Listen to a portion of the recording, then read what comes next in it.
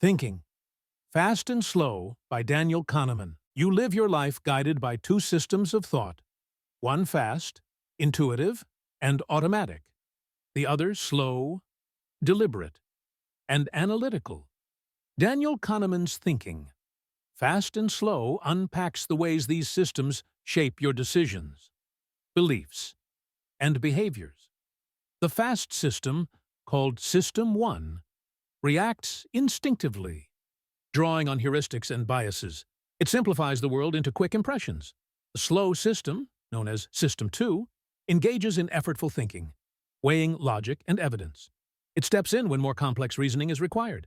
Yet, System 2 is lazy and often defers to the quicker, more comfortable System 1, leading to errors in judgment.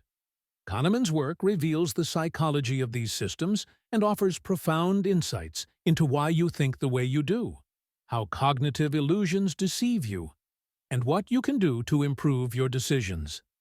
By understanding these dynamics, you gain the tools to confront your own mind's blind spots and make better choices in every aspect of life.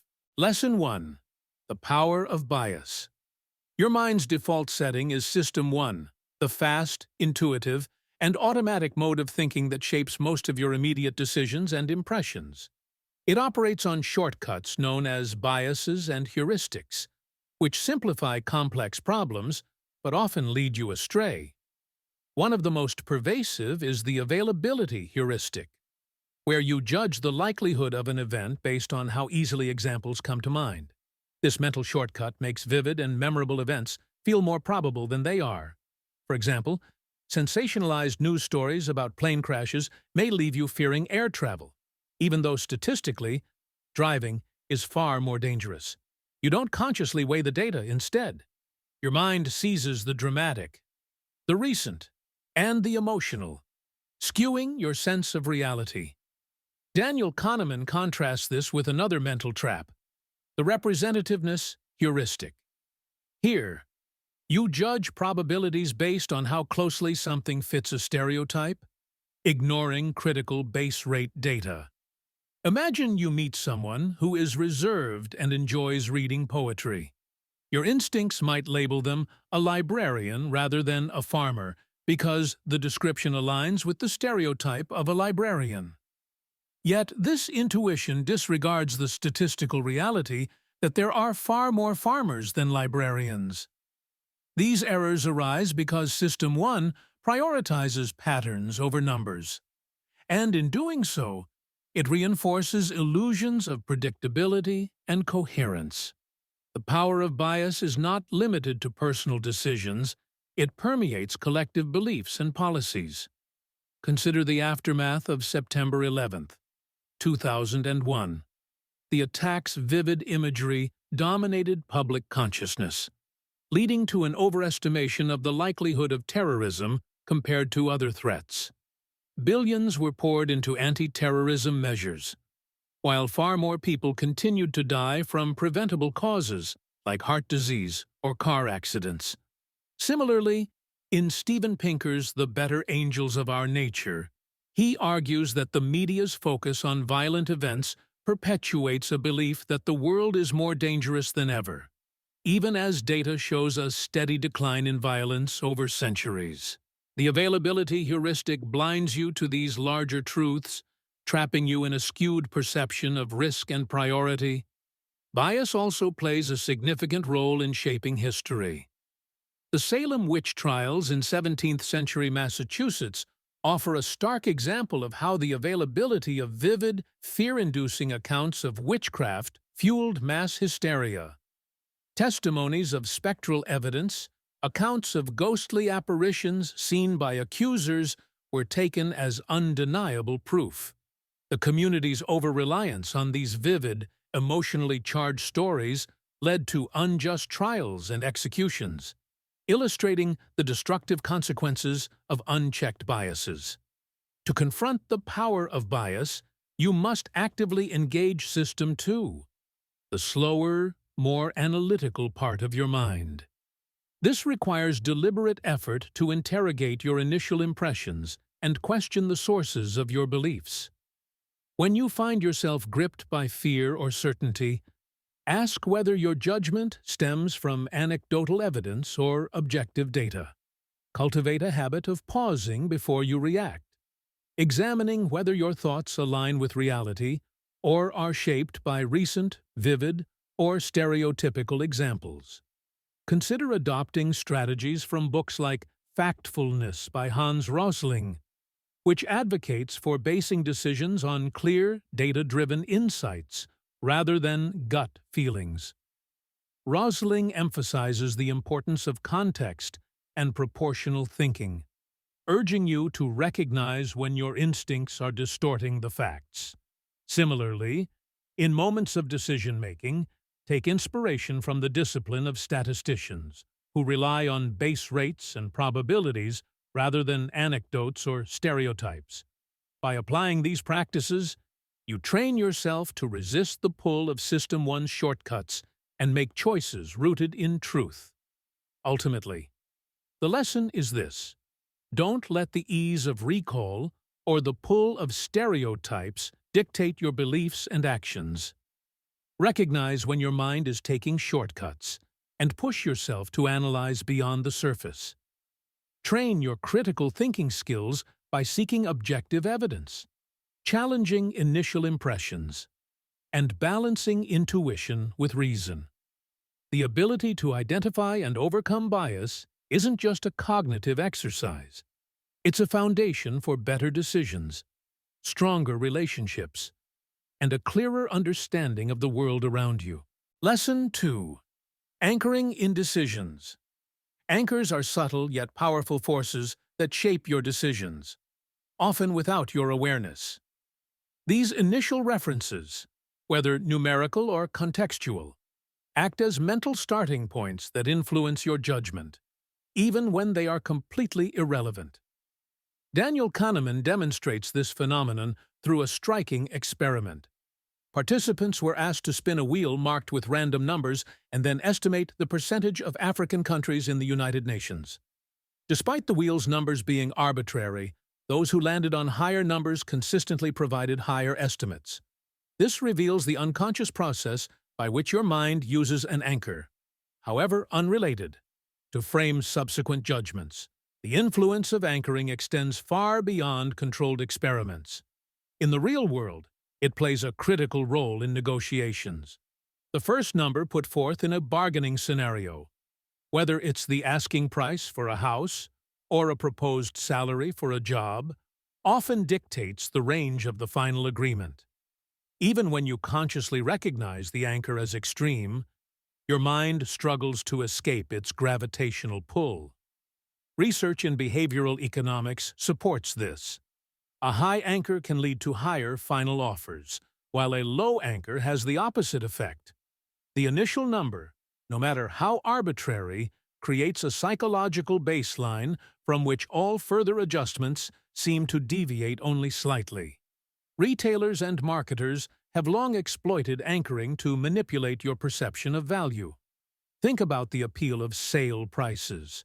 When you see an item marked as $99, slashed down from $200, you are more likely to perceive it as a bargain, even if $99 exceeds its true market value. The original inflated price serves as an anchor that makes the discounted price appear reasonable by comparison. Kahneman connects this to a broader human tendency.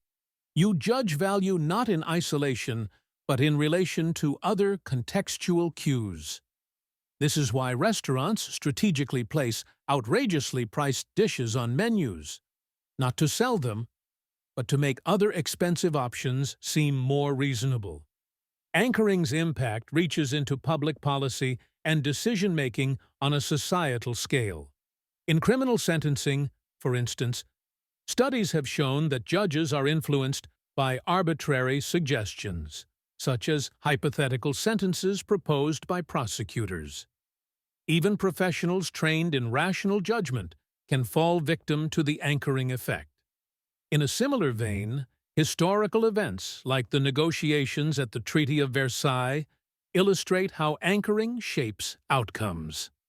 The harsh reparations imposed on Germany after World War I were anchored on the Allies' initial punitive demands, setting a tone that would have long-lasting geopolitical consequences.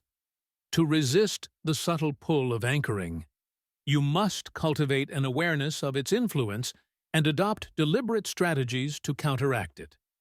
The first step is establishing your own informed baseline before engaging in decisions. Whether you're negotiating a salary, buying a car, or evaluating an investment, arm yourself with objective data and a clear sense of your own goals. When someone introduces a figure, ask yourself, what is this number based on? Does it reflect reality? Or is it an attempt to frame my perception? If you fail to do this, you risk letting an external suggestion dictate your sense of value or probability. Another effective strategy is to delay your decision-making process long enough to recalibrate your perspective. By creating psychological distance from the anchor, you give your analytical system 2 a chance to override your intuitive system 1. In Influence, the Psychology of Persuasion, Robert Cialdini emphasizes the importance of questioning the motives behind persuasive techniques like anchoring. Recognizing when you're being influenced allows you to regain control over your choices. Ultimately, anchoring teaches you that your mind is more malleable than you think. External references can distort your perceptions of value, fairness, and likelihood. But you can counteract this bias with preparation and critical thinking. Refuse to let arbitrary starting points dictate your decisions. Instead, define your own benchmarks and evaluate options independently of the numbers or cues presented to you. By mastering this skill, you sharpen your ability to think clearly, negotiate effectively, and make decisions rooted in rationality rather than manipulation. Lesson 3. Overconfidence costs you. Overconfidence bias is one of the most insidious cognitive traps you face, luring you into a false sense of certainty about your knowledge, abilities, and predictions. It manifests most clearly in the planning fallacy, where you consistently underestimate the time, effort, and resources required to complete tasks. Daniel Kahneman highlights this with a personal anecdote. A curriculum development project he participated in, originally forecasted to take 2 years, ended up consuming nearly 8 years. Despite consulting experts and aligning expectations, the team failed to account for unforeseen obstacles. This isn't an isolated case. It's a universal human tendency rooted in System 1's inclination to oversimplify and ignore complexity. The corporate world is rife with examples of overconfidence leading to monumental missteps. Consider the construction of the Sydney Opera House, a project initially estimated to cost $7 million and take 4 years to complete. Instead, it spiraled into a 14-year endeavor, costing $102 million. The architects, planners, and politicians involved overestimated their control over variables and underestimated the challenges ahead. Overconfidence blinds you to the unknown, encouraging a narrow focus on best-case scenarios while dismissing potential setbacks. This narrow framing perpetuates a cycle of missed deadlines, blown budgets, and unmet expectations. Psychological studies underscore how overconfidence inflates your belief in your judgment. Entrepreneurs often fall victim to this bias, underestimating competition or market challenges in pursuit of their ventures. According to research by Dr. Terence O'Dean, overconfidence is also a key factor in financial losses. Individual investors, believing in their ability to outperform the market, engage in excessive trading, often leading to lower returns compared to those who invest passively. This mirrors findings in Fooled by Randomness by Nassim Taleb, which illustrates how people mistake luck for skill, amplifying their belief in their own capabilities. Historical events offer stark warnings against overconfidence. The 1961 Bay of Pigs invasion serves as a prime example. The U.S. government, led by confident planners, underestimated the resistance of the Cuban population and overestimated the likelihood of success. Their blind spot for dissenting opinions and unforeseen consequences led to a disastrous outcome, further emphasizing the cost of unchecked confidence. Such failures arise when you rely too heavily on assumptions without rigorously testing them against reality. To guard against overconfidence, you must cultivate humility and critical thinking. Kahneman advocates for a pre-mortem approach as a practical tool for countering this bias. Unlike traditional planning, which focuses on success, a pre-mortem requires you to envision a project's failure and work backward to identify the causes. By considering worst-case scenarios and potential obstacles, you expose blind spots and develop contingency plans. For example, if you're launching a new business, ask yourself, what would cause this to fail, rather than merely envisioning its success? This shifts your mindset from overconfidence to preparedness, allowing you to anticipate and mitigate risks. Another strategy is to actively seek diverse perspectives and challenge your assumptions. Surround yourself with individuals who will question your ideas rather than echo your confidence. In Thinking in Bets by Annie Duke, the former professional poker player emphasizes that decisions should be framed in probabilities rather than certainties. This mindset forces you to account for uncertainties and assess the likelihood of different outcomes, improving the accuracy of your predictions. Ultimately, overconfidence costs you time, resources, and opportunities. It narrows your vision and leaves you unprepared for the complexities of reality. Combat it by embracing skepticism and rigor. Before you act, pause to interrogate whether your confidence is supported by evidence or fueled by wishful thinking. Approach every plan with an eye toward its vulnerabilities. And don't let pride cloud your judgment. By acknowledging the limits of your knowledge, you position yourself to navigate challenges with clarity, adaptability, and resilience. Lesson 4. Loss aversion rules you. Loss aversion is a deeply ingrained principle that governs your decision-making, often without your conscious awareness. As Daniel Kahneman explains, the psychological pain of losing something far outweighs the pleasure of gaining something of equal value. This asymmetry influences your actions in profound and often counterproductive ways. For example, investors commonly hesitate to sell losing stocks, clinging to the hope that the price will rebound. The logic of cutting losses and reallocating resources to better opportunities is overshadowed by the emotional sting of admitting failure. This behavior exemplifies how loss aversion can trap you in poor decisions, driven by fear rather than rational analysis. One of Kahneman's illustrative experiments involved participants receiving coffee mugs. Despite the mugs being randomly distributed and assigned an objective market value, participants who owned the mugs consistently demanded higher prices to part with them than those who were willing to pay to acquire them. This cognitive bias, known as the endowment effect, highlights how your perception of value becomes distorted when you own something. Ownership magnifies your attachment, making potential losses feel personal and amplifying your reluctance to let go. It's not about the intrinsic worth of the object. It's about the emotional weight of losing what you believe is yours.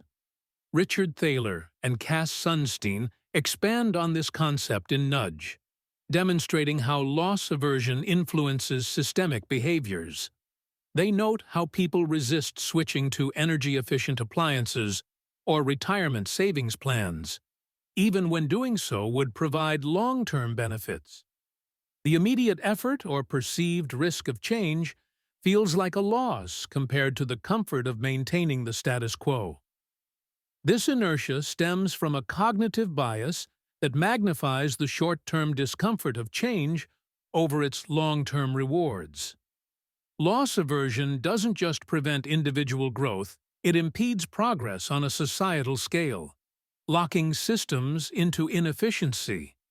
Historical events further underscore the destructive power of loss aversion.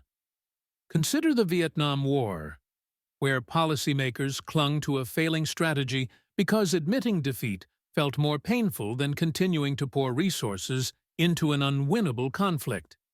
This sunk cost fallacy reflects loss aversion on a global scale, where leaders prioritized avoiding the humiliation of loss over rational reassessment. The same dynamic occurs in personal relationships, careers, and other areas of life, where fear of losing what you've invested prevents you from making decisions that could lead to greater gains or freedom. Overcoming loss aversion requires a deliberate shift in perspective. You must redefine losses not as failures, but as opportunities for growth. For instance, selling a losing stock isn't a defeat. It's a chance to reinvest in something better. This mindset requires detachment, the ability to separate your identity and emotions from your possessions and past decisions. Meditation and mindfulness practices can help you cultivate this detachment by training your mind to observe feelings of loss without being consumed by them. Reframing risks is another crucial strategy. Focus on the long-term benefits of your actions rather than the short-term discomfort of potential losses. For example, if switching to a new job feels risky because you might lose the familiarity and security of your current position, consider the broader opportunities for growth, learning, and fulfillment. By shifting your frame of reference, you train yourself to view risks as stepping stones rather than threats. As illustrated in Carol Dweck's Mindset, adopting a growth mindset further helps you combat loss aversion. When you see challenges and setbacks as opportunities to learn rather than as failures, you become less afraid of losing and more focused on achieving. Every loss becomes a lesson. Every risk is a pathway to greater resilience and success. The lesson is simple, but transformative. Don't let the fear of loss control your decisions. Detach from your possessions, reframe your risks, and see change as an opportunity to grow. When you stop clinging to what no longer serves you, you create space for better opportunities to flourish. Free yourself from the chains of loss, aversion, and you'll unlock a mindset of abundance and possibility. Lesson 5. Prospect Theory's Impact. Prospect theory, developed by Daniel Kahneman and Amos Tversky, revolutionizes the way you understand decision-making by debunking the notion that humans are purely rational agents.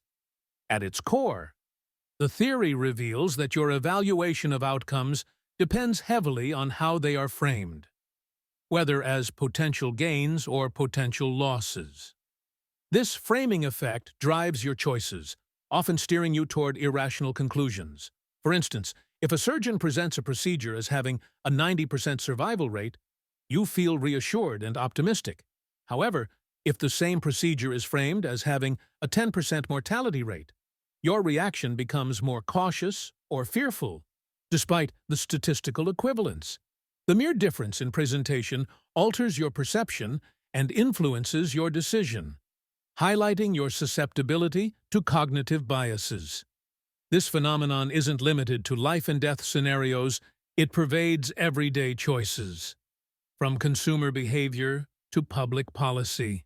In marketing, advertisers craft messages that exploit your bias toward avoiding losses rather than pursuing gains. For example, framing a product as saving you $500 annually tends to be more compelling than saying it adds $500 to your savings. The lottery is another poignant example of prospect theory in action. Kahneman points out that lottery tickets appeal not to logic, but to emotion, offering a slim chance of immense gain while ignoring the overwhelming likelihood of loss.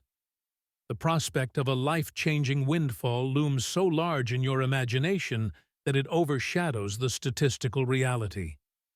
Public policy also leverages the framing effect to shape behavior. Policies that emphasize the costs of inaction, such as warnings about climate change or public health campaigns, are often more effective than those that highlight benefits. For instance, energy efficiency programs framed as avoiding waste tend to garner more participation than those framed as saving energy, because the former taps into your aversion to loss. Similarly, studies on organ donation show higher consent rates in countries where the default option is opt-out rather than opt-in. The framing of the choice, whether you are actively deciding to lose something versus keeping it, profoundly affects the outcome. Prospect theory's implications stretch far beyond individual decisions, shaping societal narratives and historical events. Consider the Cuban Missile Crisis, where the framing of potential outcomes influenced decision-making at the highest levels. President John F. Kennedy and his advisors weighed the catastrophic loss of inaction, nuclear war, against the perceived gain of successful diplomatic negotiation. The fear of losses dictated the urgency and gravity of their decisions, illustrating how prospect theory can operate in high-stakes geopolitical contexts. The theory also echoes in literature, such as George Orwell's 1984, where fear of loss of freedom, individuality, and truth is manipulated to control behavior. To harness the power of prospect theory for better decision-making, you must first sharpen your ability to reframe choices objectively. Recognize when you're being swayed by emotional appeals rather than rational evaluation. When faced with a choice, ask yourself whether its presentation is designed to manipulate your perception. Reframe the options in neutral terms. For instance, if someone offers you a risk-free investment, consider what risks may be hidden or implied. If a decision feels urgent because of a limited-time offer, pause to assess whether that urgency is real or manufactured. Another vital skill is to focus on real consequences rather than superficial presentations. This requires stepping back from the immediate framing and analyzing the broader context.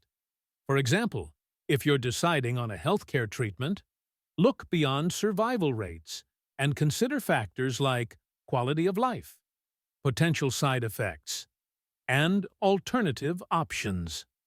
Similarly, in financial decisions, evaluate the long-term impact of gains and losses rather than their short-term framing. The essence of prospect theory is this: you are not as rational as you think, and your perception of risk and reward is shaped by the way information is presented. By training yourself to see through framing effects and evaluate choices on their actual merits, you empower yourself to make clearer, wiser decisions. Reject emotional manipulation and cultivate a mindset that values critical thinking over instinctive reactions. In doing so, you reclaim control over your choices and chart a path toward more thoughtfulness. Intentional living. Lesson 6. The illusion of understanding. Your mind is a meaning-making machine, desperate to find coherence in a world full of randomness and complexity. This craving for understanding often leads you to fabricate narratives that oversimplify reality, giving you the comforting illusion that events are predictable or inevitable when, in truth, they are not. Daniel Kahneman calls this the hindsight bias, a cognitive distortion that makes you believe outcomes were clear all along. For example, after a major stock market crash, financial analysts retroactively ascribe the downturn to specific factors like poor leadership or bad policies, ignoring the role of randomness and unforeseeable variables. This tendency to view outcomes as inevitable blinds you to the true uncertainty that shaped them. The illusion of understanding isn't limited to financial markets, it pervades historical analysis. Victories and failures are frequently attributed to the actions of leaders, while systemic factors are overlooked. Consider the fall of the Roman Empire, often explained as the result of poor leadership or moral decay.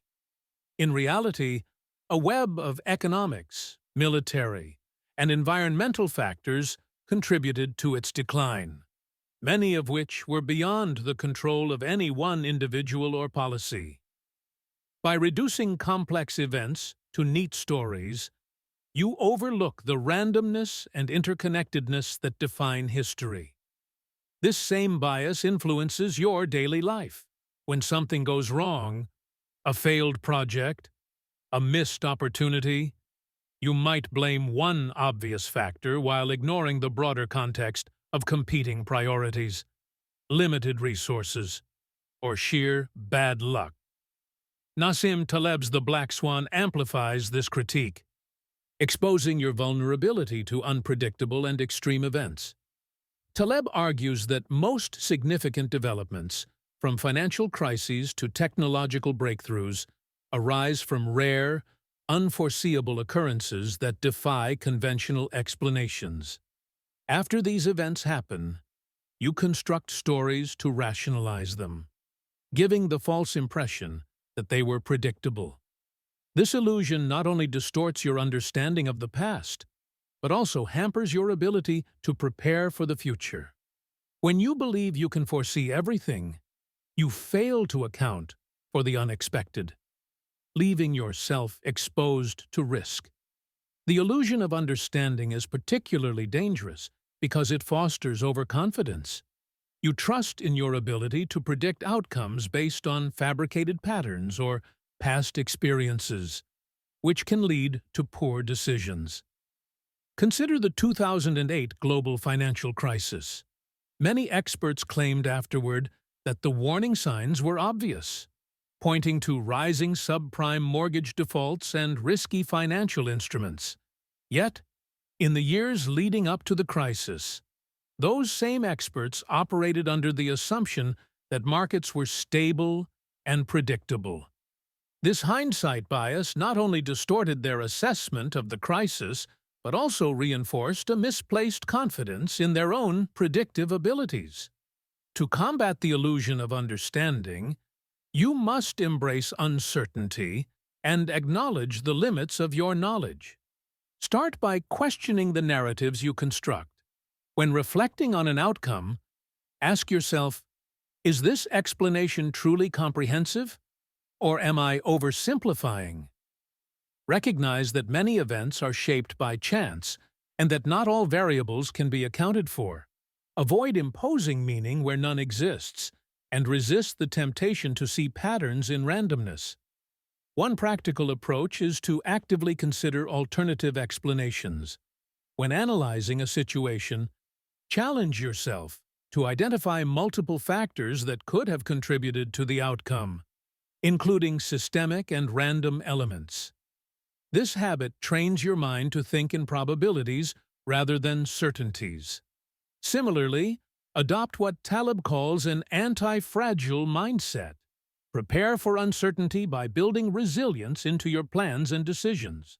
Instead of assuming you can predict every outcome, focus on minimizing the impact of potential failures while maximizing opportunities for unexpected gains.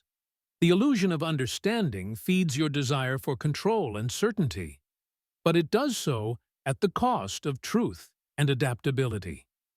By confronting this bias, you open yourself to a more honest and nuanced view of the world. Embrace the fact that life is often unpredictable and that randomness plays a significant role in shaping events. In doing so, you cultivate a mindset that values inquiry over certainty, adaptability over rigidity, and humility over overconfidence. This perspective doesn't just make you a better thinker. It makes you more prepared for the complexities and surprises that define the human experience. Lesson 7. The role of attention. Attention is the lens through which you experience and interpret the world. But it is not limitless. Your cognitive resources are finite, And the way you allocate them determines the quality of your decisions, actions, and ultimately, your reality. Daniel Kahneman's research reveals that your system, too, responsible for deliberate and effortful thinking, has limited capacity. Once it is depleted, you revert to the quicker but less reliable instincts of System 1, leading to impulsive choices and errors in judgment. This fragility of attention is evident in judicial decision-making. Studies have shown that judges are more likely to grant favorable rulings early in the day or after breaks, when their mental energy is restored.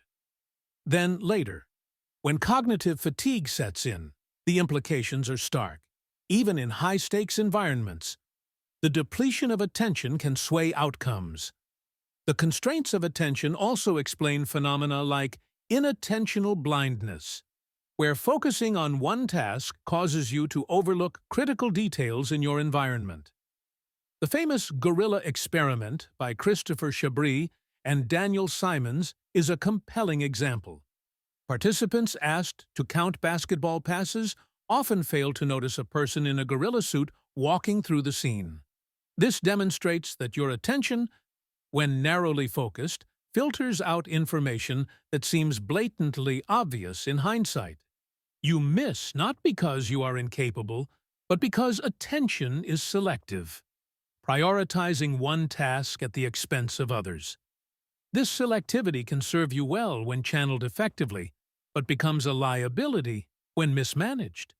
In an age of constant distractions, your attention is under siege from a barrage of notifications, advertisements, and competing demands. Each interruption fragments your focus and drains your cognitive energy, making it harder to engage in deep, meaningful work. Kahneman underscores that attention, once diverted, is not easily reclaimed. The more your mental system toggles between tasks, the more exhausted and inefficient it becomes, leaving you prone to mistakes and superficial thinking. The role of attention extends beyond individual performance, it shapes collective outcomes. Consider how public discourse is influenced by the media's focus. News outlets thrive on sensationalism, drawing your attention to immediate but often trivial issues while neglecting slower-moving, systemic challenges. This dynamic parallels what Kahneman describes as the "what you see is all there is" bias, where the most visible information dominates your perception, even if it is incomplete or misleading. Similarly, in education, students who are constantly interrupted by digital devices struggle to develop the sustained attention needed for deep learning. The erosion of focus affects not only personal growth, but societal progress. To reclaim control over your attention, you must treat it as a precious resource, one that requires deliberate management. Start by identifying your priorities and allocating your cognitive energy to tasks that align with your goals. Recognize that not all demands on your attention are created equal. Some are distractions masquerading as urgent matters. Develop strategies to minimize these intrusions. For instance, create designated blocks of uninterrupted time for focused work and turn off unnecessary notifications.